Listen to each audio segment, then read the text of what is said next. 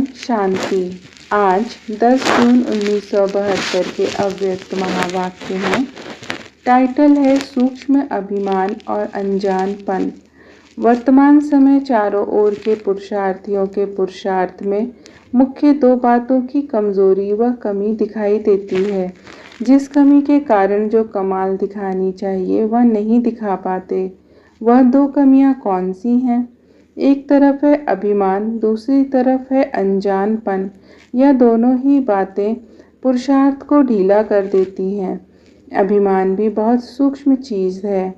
अभिमान के कारण कोई ने ज़रा भी कोई उन्नति के लिए इशारा दिया तो सूक्ष्म में न सहन शक्ति की लहर आ जाती है, वह संकल्प आ जाता है कि यह क्यों कहा। इसको भी सूक्ष्म रूप में अभिमान कहा जाता है। कोई ने कुछ इशारा दिया तो उस इशारे को वर्तमान और भविष्य दोनों के लिए उन्नति का साधन समझ करके उस इशारे को समा देना व अपने में सहन करने की शक्ति भरना, यह अभ्यास होना चाहिए। सूक्ष्म में भी वृत्ति व दृष्टि में हलचल मचती है। क्यों, कैसे हुआ? इसको भी देही अभिमानी की स्टेज नहीं कहेंगे।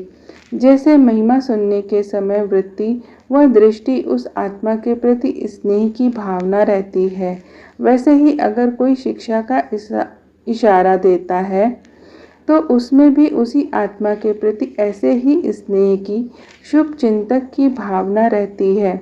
यह आत्मा मेरे लिए बड़े से बड़ी शुभ चिंतक है।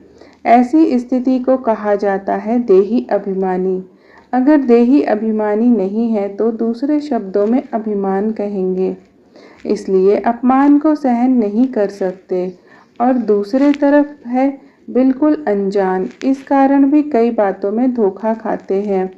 कोई अपने को बचाने के लिए भी अनजान बनता है, कोई रियल भी अनजान बनता है। तो इन दोनों बातों के बजाय स्वमान, जिससे अभिमान बिल्कुल खत्म हो जाए, और निर्माण, यह दोनों बातें धारण करनी है।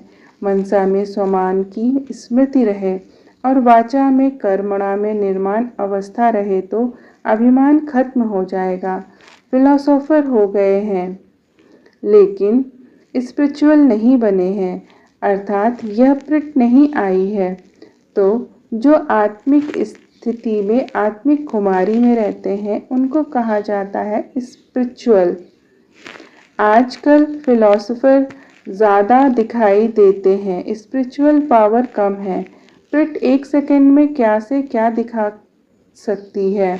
जैसे जादूगर एक सेकंड में क्या से क्या दिखाते हैं, वैसे स्पिरिचुअलिटी वाले में भी कर्तव्य की सिद्धि आ जाती है। उनमें हाथ की सिद्धि होती है। यह है हर कर्म, हर संकल्प में सिद्धि स्वरूप। सिद्धि अर्थात प्राप्ति।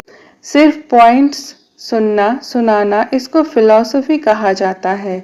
फिलॉसफी का प्रभाव अल्पकाल का पड़ता है, स्पिरिचुअलिटी का प्रभाव सदा के लिए पड़ता है। स्पिरिचुअलिटी का प्रभाव सदा के लिए पड़ता है। तो अभी अपने में कर्म की सिद्धि प्राप्त करने के लिए रूहानियत लानी है। अनजान बनने का अर्थ है कि जो सुनते हैं उसको स्वरूप तक नहीं लाते हैं। योग्य टीचर उसको कहा जाता है जो अपने शिक्षा स्वरूप से शिक्षा दे। उनका स्वरूप ही शिक्षा संपन्न होगा। उनका देखना चलना भी किसको शिक्षा देगा। जैसे साकार रूप में कदम कदम पर हर कर्म शिक्षक के रूप में प्रैक्टिकल में देखा, जिसको दूसरे शब्दों में चरित्र कहते हो। किसको वाणी द्वारा शिक्षा देना तो कॉमन बात है, लेकिन सभी अनुभव चाहते हैं। अपने श्रेष्ठ कर्म, श्रेष्ठ संकल्प की शक्ति से अनुभव कराना है। अच्छा, ओम शांति।